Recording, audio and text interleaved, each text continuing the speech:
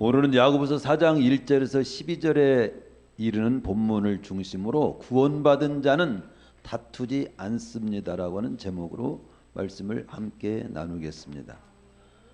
이 말씀을 잘 듣기 위해서 배경적인 말씀을 먼저 조금 드리면, 성경 66권은 크게 두 가지로 분류할 수 있어요. 여러분이 성경 66권을 1189장으로 되어 있는 성경 말씀을 많이 읽어도 핵심을 못 잡는 경우가 너무도 많습니다. 성경 66권을 크게 두 가지로 분류할 수 있다라고 이렇게 쉽게 제가 우리 성도님들에게 이렇게 선포하는 것은, 제가 그동안 말씀을 보면서 감동하고 깨달은 그런 핵심적인 말씀을 드리는 거예요. 하나는 뭐냐면 우리가 어떻게 구원받을 수 있는가라고 하는 것이고, 즉 죄인인 우리가 어떻게 의롭게 될 수 있는가. 성경을 아무리 많이 읽어도 내가 어떻게 구원받을 수 있는가에 대해서, 죄인인 내가 어떻게 의롭게 될 수 있는가에 대해서 못 깨닫고 그 말씀의 은혜 속에 들어가지 못한다면, 구원받지 못한다면 헛거예요. 다른 하나는 또한 구원받은 우리는 어떻게 살아야 하는가라고 하는 문제입니다. 성경은 내가 어떻게 구원받을 수 있고 구원받은 나는 어떻게 살아야 되느냐라고 하는 문제만 잘 알면 성경 다 제대로 아는 것과 똑같은 거예요. 대표적으로 모든 성경이 왜 그렇다라고 지금 말씀하는 그 근거에 대한 말씀을 한 구절을 제가 드리면, 디모데후서 3장 15절에서 17절에 보면 성경은 구원 문제와 함께 구원받은 자가 어떻게 살아야 하느냐, 성숙의 문제를 위해서 기록됐다고 말씀을 합니다.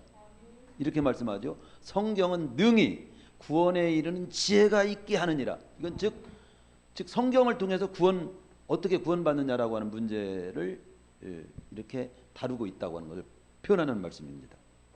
또 한 가지는, 모든 성경은 하면서 이는 하나님의 사람으로 온전케 하며 모든 선한 일을 행하기에 온전케 하려 함이니라. 이것은 구원받은 하나님의 백성들로 하여금 구원받은 하나님의 사람으로 어떻게 하면 더 온전하게 살 수 있고 모든 선한 일을 행하면서 살 수 있겠느냐라고 하는 말씀에 대해서 성경은 기록하고 있다는 걸 보여주고 있는 거죠. 그러니까 이걸 줄이면 구원받는 문제하고 구원받은 자의 온전한 삶의 문제를 위해서 성경이 기록된 거다, 이렇게 말씀하고 있는 거예요. 그래서 성경 66권을 통해서 우리는 어떻게 구원받을 수 있는가, 또 구원받은 자는 어떻게 살아야 하는가, 이 문제를 성경 66권을 언제나 어디를 보더라도 그 초점을 가지고 보시면 나에게 가장 유익하고 복되게 본질적으로 말씀을 깨닫게 되고 또 도움을 받게 되고 인도받게 되는 거죠. 아울러서 그러면 이 야고보서는 그럼 어떤 쪽의 말씀이냐? 이 글이 누구를 향해서 무슨 목적으로 쓰여졌느냐? 가장 단순하게 처음부터 야고보서를 시작할 때도 말씀드린 바 있지만, 야고보서는 우리로 하여금 구원받기 위해서 일기할 책이 아니에요. 구원받은 자가 어떻게 삶을 살아야 하는가에 관한 쪽에 관한 말씀이 야고보서입니다. 그것부터 분별하고 야고보서를 보야 돼요. 그 누구도 목사님이 됐든 장로님이 됐든 권사님이 성경을 아무리 아는 박사라도 이 부분을 분명히 이것을 초점과 방향을 잘못 잡으면 야고보서를 잘못 보는 겁니다.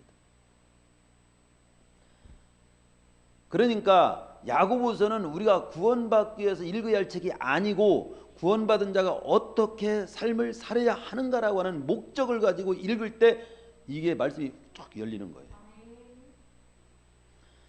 야고보서는 예수 그리스도를 구주로 삶의 주인으로 모신 사람들의 온전한 삶을 위해서 기록된 말씀이다. 따라서 구원받기 위해서 야고보서를 읽지 마세요. 구원받기 위해서는 야고보서 말씀처럼 살 필요 없습니다. 그런데 구원받기 위해서 야고보서를 읽으면 잘못된 이단이 나올 수 있어요. 행위를 강조하기 때문에. 예? 야고보 성경을 읽고도 이단이 나온단 말이에요. 구원을 못 받는 엉뚱 잘못된 구원론을 가질 수 있어요. 여기는 구원 받기 위한 쪽이 아니에요. 구원받은 자가 어떻게 살해하느냐라고 하는 쪽입니다. 그러니까 구원받기 위해서는 야고보서 말씀처럼 살 필요 없습니다. 그러나 구원받은 자라면 여기를 보셔야 됩니다. 구원받은 자라면 뭐예요? 야고보서 말씀처럼 살기를 힘써야 합니다. 그게 이제 온전한 말씀입니다. 구원받기 위해서는 야고보서 말씀처럼 살 필요 없습니다. 그러나 구원받은 자는 야고보서 말씀처럼 살기를 힘써야 됩니다. 이게 아주 중요한 거예요. 그렇게 표현된 말씀을 아직까지 못 들어서 제가 표현하는 거예요. 그러면 오늘 구원받은 자라면 야고보서 말씀처럼 살아야 된다고 하는 여러 말씀 중에 오늘 말씀 뭐예요? 구원받은 자는 다투지 않습니다 라고 하는 말씀을 이제 오늘 그 여러 말씀 중에 그 부분을 든다 이 말입니다.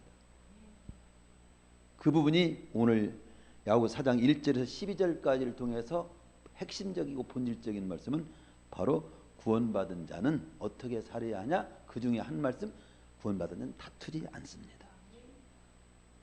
자, 그래서 오늘 이제 구원받은 자는 다투지 않아야 된다는 말씀을 오늘 같이 나눠보겠습니다.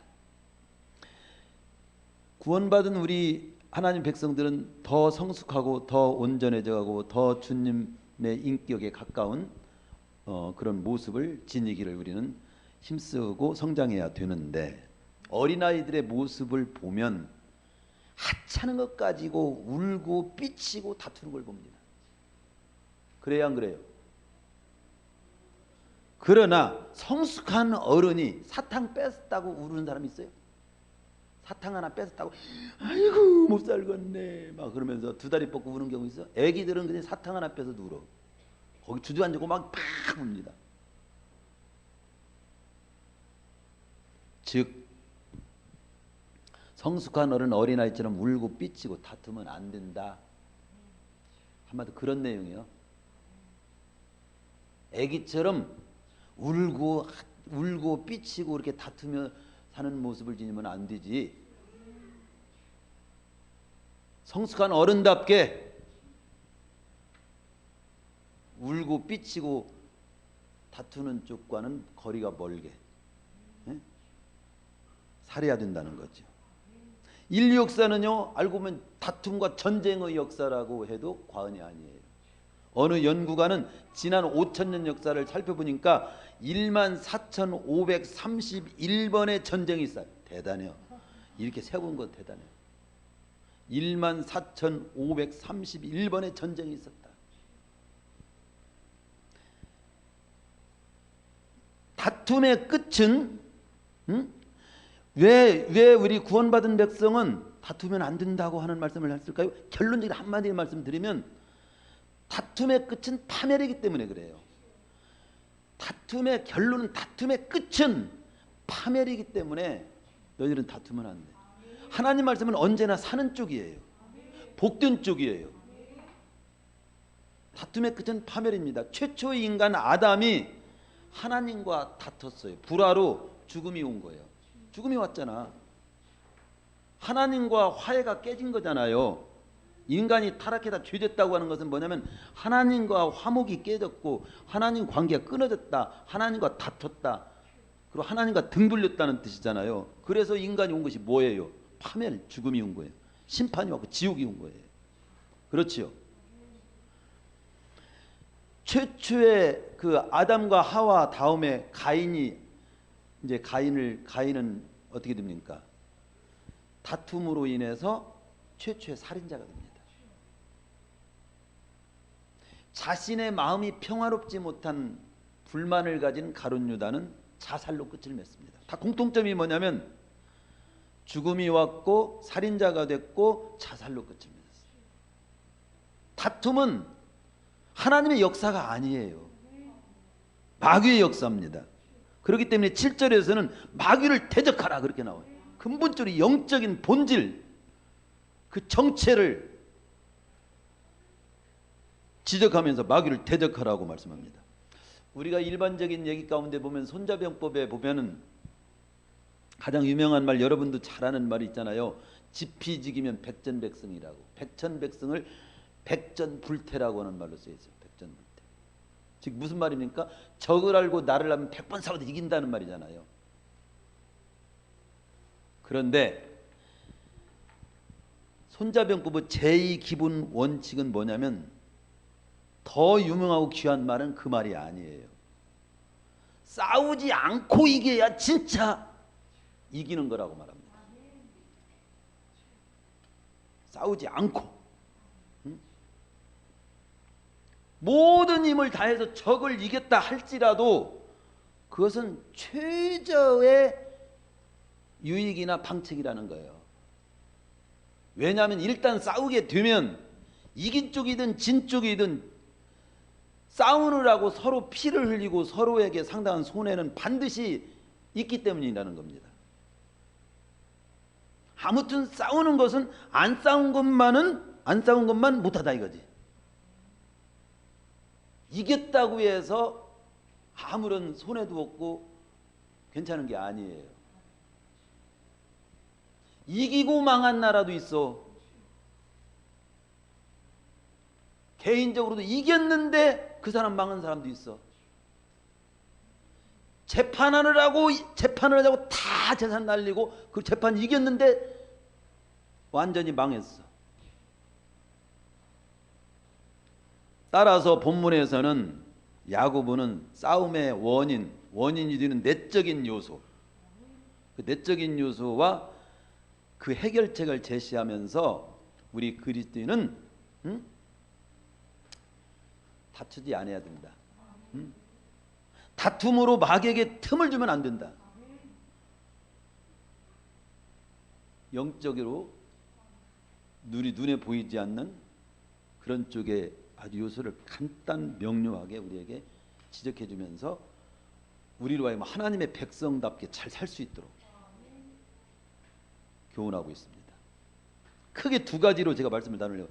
첫 번째는 뭐냐면 다툼의 원인 쪽과, 하나는 어떻게 우리는 다투지 않고 살 수 있겠는가, 다툼을 종식시키는 방법.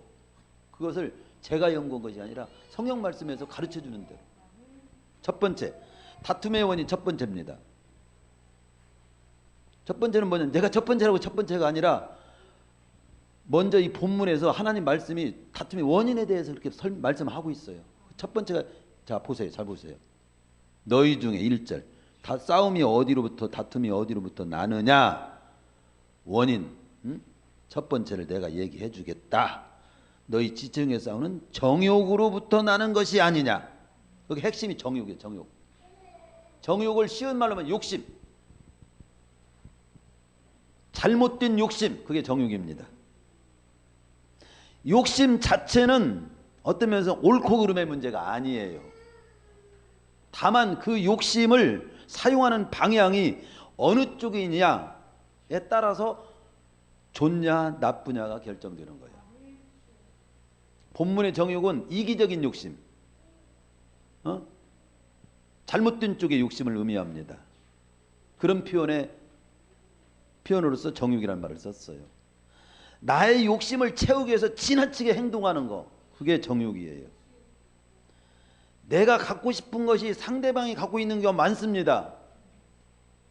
그럴 경우 시기하는 마음이 생기거나 그것을 빼앗기 위해서 다투게 되고, 더 나아가서는 살인까지도 하기에 이르게 하는 그런 요인이 지나친 욕심이요.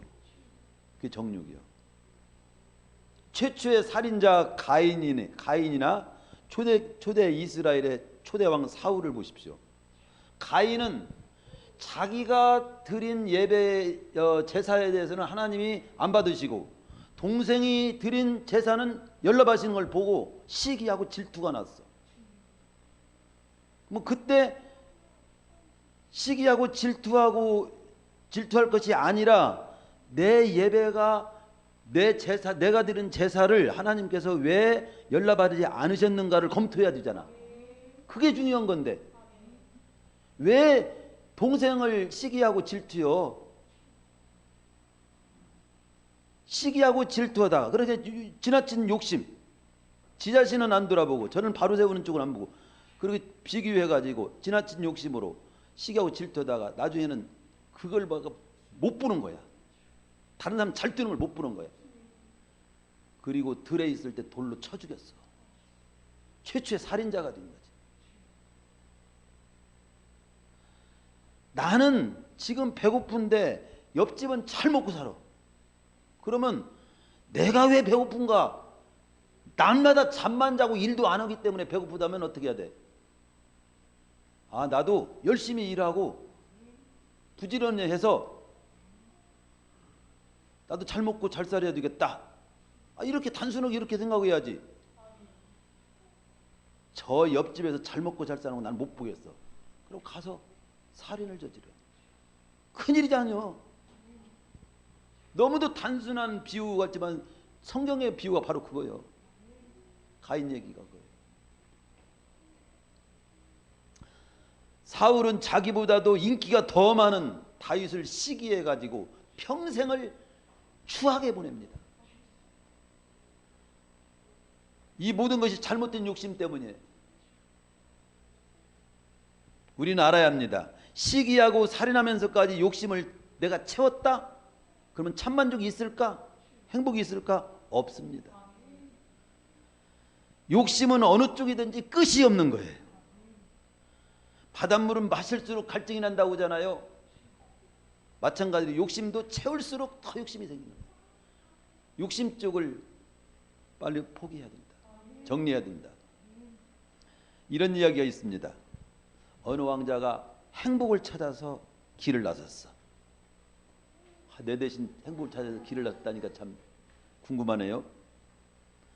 그의 스승이 이렇게 행복을 찾으려고 한다면 내가 하나 찾는 법을 알려주겠다고.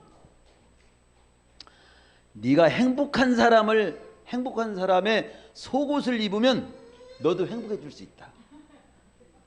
응? 그런 미신적인 얘기 많잖아요. 그래가지고 다른 사람 옷도 훔치다가 또 갖다 놓고 막 이런 것도 비슷한 거야.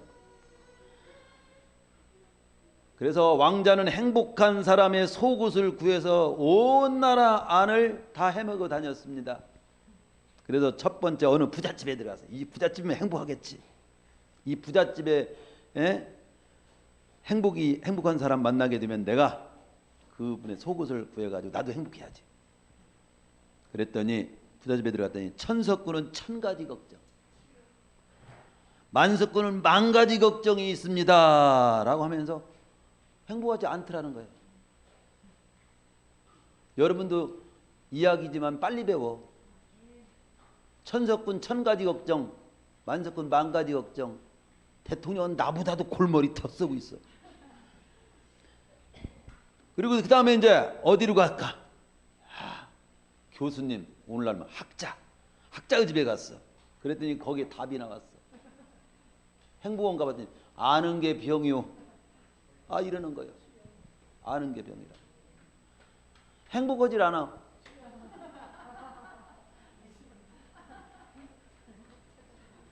제가 제일 행복합니다.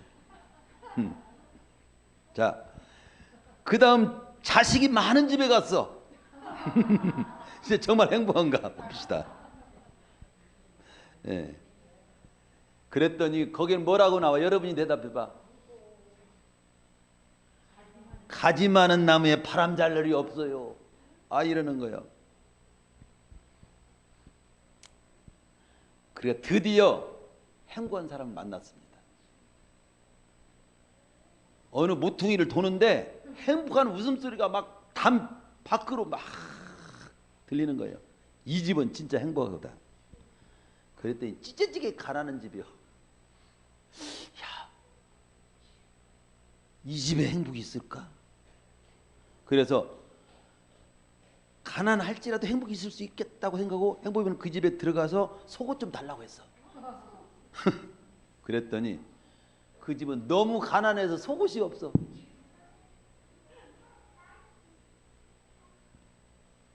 그렇습니다. 명예나 지식이나 돈이나 자식이 행복의 조건이 되지 않아. 이런 것으로 울고 웃고 하지만 이런 것들로 행복의 근거를 삼지 말라. 여러분, 아무것도 안 하면 행복한 줄 알지? 제가 기도자 깨달았어. 나도 아무것도 안 하고 그냥 행복하게 편하게 좀 살자. 그런데 성령께서 깨닫게 해주시는 것은 뭐냐면, 할 걸 해야 진짜 평안한 거야. 아무것도 안 하면 더 불안하고 더 찜찜하고 더 두 다리 못 뻗고 살 수 있어. 할 걸 해야, 할 일을 제대로 해야 진짜 평안한 거예요. 어떤 사람은 나는 이곳만 떠나면 배수평에 살 수 있지. 그래서 깨달았어. 제가 안 떠나고도 깨달았었다는. 우리는 부부가 혹시 다투게 되면 저는 결심했어요. 나는 안 떠나. 집 나간 사람이 개고생이야. 나가면 나간 사람이 여기서 생각지 못하는 어려움을 더 겪어. 여기서는 한 사람한테만 고난 겪으면 되지만 나가면 도둑놈, 강도, 별놈이 다 있어. 여러분 그걸 몰라? 이 단순한 사실을 못 깨달아? 그래서 뱅뱅 교회도 이 교회 저 교회 떠돌아다니는 사람이 많아. 이 설교를 혹시 접하는 분, 지금 섬기는 교회에 머물면서 잘 섬기고 그 교회를 세우세요. 부족한 교회입니까? 온전한 교회로 잘 세우게 기도하세요. 약한 교회입니까? 더 건강한 교회로 잘 세우십시오. 그게 하나님 복 받는 거, 나도 복 받는 자세지. 좋은 교회는 없어요. 온전한 교회 없어요. 좋은 교회를 세우는 자가 좋은 교인이 되는 거예요. 좋은 교회를 세우는 사람이 되는 것이, 그 교회가, 그런 사람이 많은 것이 좋은 교회인 거예요. 탈무드에 보면 최고의 부자는 뭐냐? 이병철이가 최고의 부자가 아니에요. 삼성이 최고 부자가 아니에요. 만족할 줄 아는 자. 산상수훈에도 보면 첫 번째가 복 있는 사람에 대해서 심령이 가난한 자. 천국이 저희 것이요. 천국 마음을 다 비워진 자에게 주어진다는 거예요. 다투지 않으려면 마음을 비우세요. 2, 3절을 보면요, 기도조차도 욕심으로 구하는 기도는 하나님이 응답하지 않는다고 말씀합니다. 기도하면 뭐든지 주신다고 하지 않아요. 뭐든지 듣기는 하셔. 근데 뭐든지 구하는 대로 주시는 분은 아니야. 근데 확실한 것은 필요한 건 꼭 주시오. 일용할 양식 주신다고 했잖아. 필요한 걸 주신다는 뜻이에요. 세상에 대한 욕심 때문에 하나님으로부터 유면당합니다. 4절에 보면 하나님이 왜 등 돌립니까? 세상과 벗이 되어 마음 뺏기고 살기 때문이라고 말씀합니다. 세상 욕심 버리지 못하는 자는 하나님의 사랑을 못 받아요. 5절에 하나님의 성령이 시기한다고 나옵니다. 시기한다는 말은 뭐냐면 하나님이 싫어한다는 표현이에요. 하나님이 등 돌린다는 거예요. 세상이 뭔가요? 여러분 세상은 이게 추상적인 단어예요. 물질이 세상이고 돈이 세상이고 명예가 세상이고 지식이 세상이고, 한마디로 없어지고 썩어질 것들이 이 세상 것들이에요. 지나갈 것들이 이 세상이에요. 의미하는 겁니다. 기억해야 됩니다. 세상 욕심 버리지 못하면 하나님이 등 돌립니다. 귀하게 보지 않아. 가치 없는 것만, 쓰레기만 붙잡고 사는 거 인생으로 보는 거예요.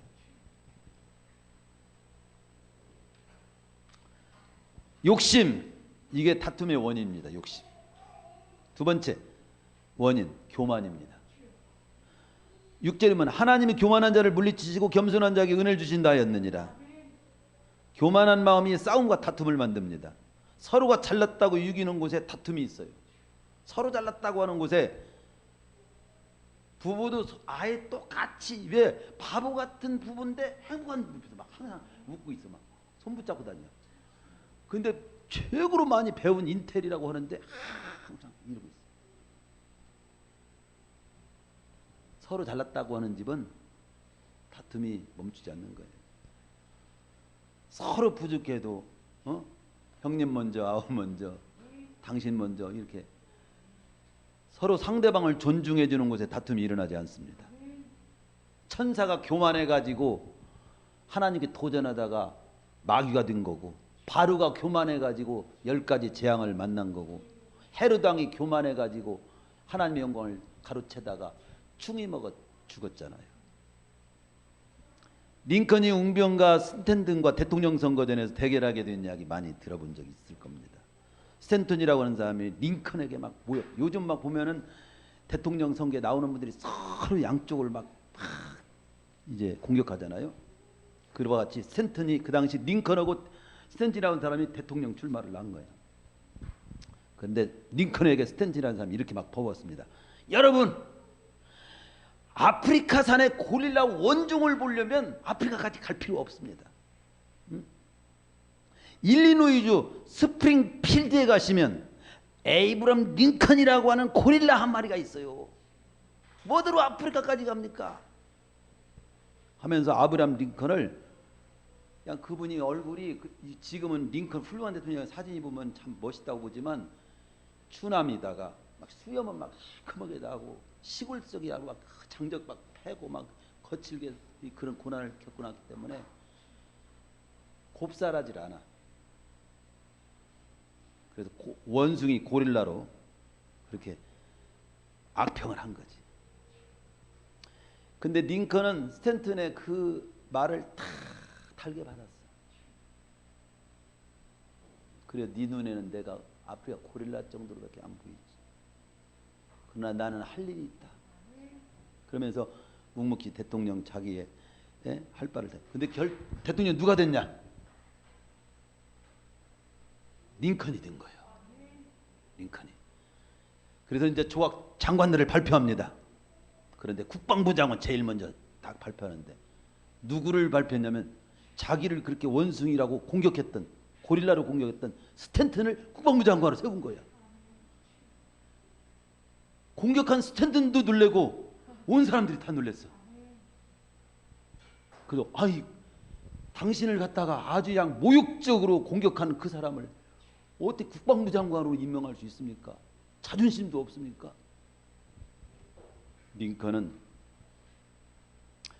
그분이 저를 공격하기는 한 그런 부분이 있지만 국방부 장관으로 실력은 있는 분입니다. 그렇기 때문에 국방부 장관으로 적격입니다. 하며 세웠다는 거예요. 훗날 링컨 대통령이 흉탄에 맞아서 돌아가셨잖아요. 서거를 했습니다. 그런데 그 깊은 밤 링컨의 빈소를 떠나지 않고 끊임없이 통곡하며 슬퍼하는 한 인물이 있었어. 그게 누구냐? 스탠턴 장관. 자기가 인류 역사상 가장 위대하게 보는 통치자가 바로 여기 잠들어 있다. 잠들었습니다. 내가 그를 그렇게 모욕했는데 그는 나를 국방부 장관으로 세운 사람입니다. 네? 교만은 패망의 앞잡이지만 겸손은 종교의 앞잡이라는 말이 있듯이 자신을 신랄하게 비난하는 사람까지도 그의 실력만큼은 인정해 주자고 하면서 국방부 장관을 세웠던 에이브럼 링컨의 겸손한 인격은, 지닌 그 링컨은 지금도 미국인들 가운데 최고의 대통령으로 뽑고 있습니다. 교만은 망하는 거예요. 서로 잘났다고 하는 것은 다툼을 일으켜요. 겸손은 존경, 감동을 줘요. 어느 젊은 목사가 40일 금식 기도를 했어요. 마지막 날 친구가 39일째 와가지고 기어이 해내셨구먼. 이제 같이 내려가세요.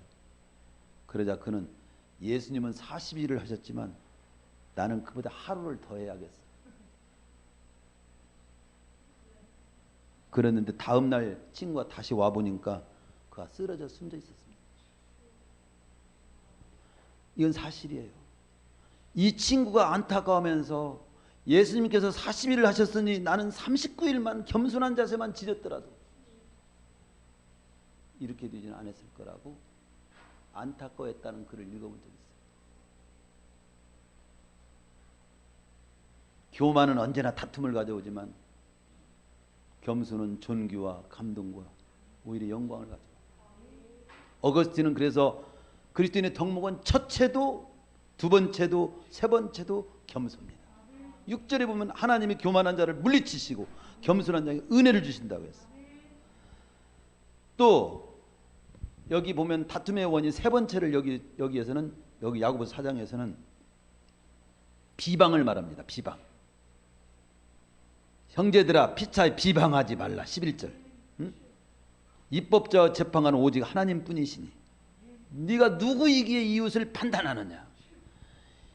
이 비방하는 곳에는요, 가정이든 교회이든 직장이든 비방이 많은 곳이다. 나라든 피차 비방할 때 다툼이 그곳에 많은 거예요. 우리 교회는 이 비방이라는 말을 오늘 정리합시다. 있지도 않지만 그런 것이 혹이라도 있거든 싹부터 딱 자릅시다. 미드라시라고 하는 거기에 보면 이런 말이 있습니다. 험담은 살인보다 위험한 일로서 자그마치 세 사람을 죽입니다. 험담이 단번에 세 사람을 죽인다고. 누구냐? 말하는 당사자, 험담을 하는 그 상대방, 그리고 그 말을 또 듣는 자, 세 명을 죽인다고 했습니다.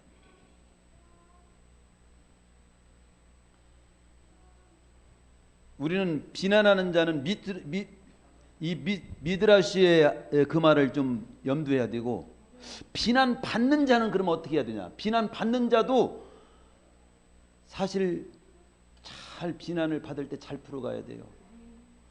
상대방이 한 말 한마디에 의해서 잠 못 이루고 상처로 멍이 든 사람이 한두 사람이 아니에요. 내가 그냥 슬쩍 한 말이, 내가 그냥 표정 하나 잘못 찍은 것이 상대방에게는 너무도 상처가 되고 잠 못 이룬 사람이 성도 가운데 많고 교회 안에도 그런 사람들이 많습니다. 우리는 슬쩍슬쩍 하는 말이라도 비방하고 상처 주는 말 조심해야 돼요. 개구리한테 돌멩이 나는 장난으로 던졌지만 개구리는 생사가 달린 거라는 말이 있잖아. 그게 우리 언어에 써야 됩니다. 언어에. 예. 민수기 12장 1절에 모세가 구스 여인을 취하였더니, 모세가 말하면 첫 번째 여인 아내가 죽었어. 그리고 다음에 구스 여인을, 한마디로 아프리카 구스 여인은 껌둥이입니다. 검은 여자입니다. 구스를 취했는데 그 구스를 취하였으므로 미리암하고 아론이, 형하고 누이 동생이 막 모세를 비난했어. 그러니까 8절에 보면은 내 종 모세를 비방하기를 왜 두려워하지 않으냐 하면서 하나님께서 그들을 향해서 진노하시고 떠나시면서 10절에 보면 구름이 장막 위에서 떠났고, 떠난 즉시 미리암은 나병이 걸렸어. 나병에 걸렸는지라. 아론과 미리암을 본즉, 아론이 미리암을 본즉 나병에 걸렸는지라. 아론이 깜짝 놀라 모세에게 이거 엄청난 일이 났어요. 너무 슬픈 일이 났어요. 내 주여, 우리가 이 어리석은 일을 해가지고 죄를 지었으니 청하건대 그 벌을 우리에게 돌리지 마소서. 모세가 자기를 비난했지만 모세는 여호와께 부르짖어 아뢰되 하나님이 원컨대 그를 고쳐주십시오. 모세의 기도를 듣고 하나님께서 아무리 그냥 봐줘도 그냥 봐줄 수는 없고 7일 정도는 저 바깥에 있다가 두루두룩 해라. 그렇게 처방이 이렇게 떨어졌어. 그래가지고 모든 이스라엘 백성들이 저 7일 동안 갈 거리를 멈추고 이 일 때문에 7일간을 전진을 못합니다. 이게 그런 일이 민수기에 있어요. 저는 이걸 보면서 내가 비난하고 험담하는 거, 또 비난을 받으면요 나도 막 속에서 올라와. 거기 다툼이 생기는 거예요. 집에 가서 싸우고 싶은 사람, 우리 집에 불장을 일으키는 사람은 비난을 막 해요. 엄마를 막 비난하고, 엄마는 딸을 비난하고, 또 교회에서도 막 장로는 권사 비난하고, 권사는 장로 비난하고, 목사 비난하고 막 해봐. 교회 몇 쪽은 못 가. 제가 말이 지금 굉장히 거칠죠. 그렇지만 핵심을 잘 들으셔야 돼요.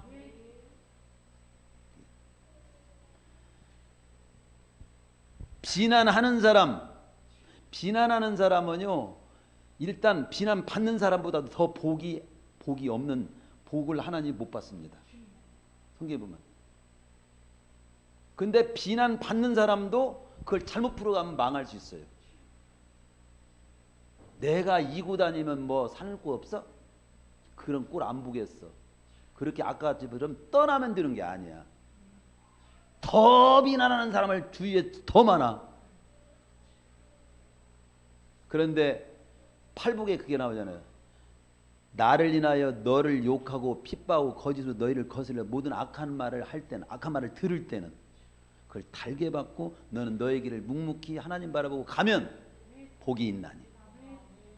너희 전에 있던 선자들이 바로 이와 같이 비난도 받고 핍박도 받고 애매한 소리도 받았다. 그러니까 비난하는 소리로 인해서 네가 상처받고 낙심하지 말고, 진짜 비난받는 쪽에서는 한번 생각해 본다면, 비난하는 것은 아주 그건 복이 안 됩니다.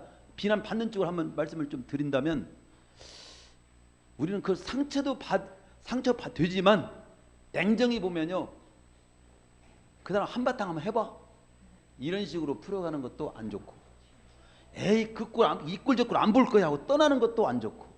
그럼 뭐야? 하나님 앞에서 진짜 내가 비난받은 부분 없는가, 부족한 부분 없는가 한번 돌아보면서 나를 바로 세우는 쪽으로 기도하고 풀어가고, 그런 곳이 없는데도 그 사람이 나를 잘 모르고 함부로 판단하고 함부로 말한 거에 대해서는 하나님께 맡기라는 거죠.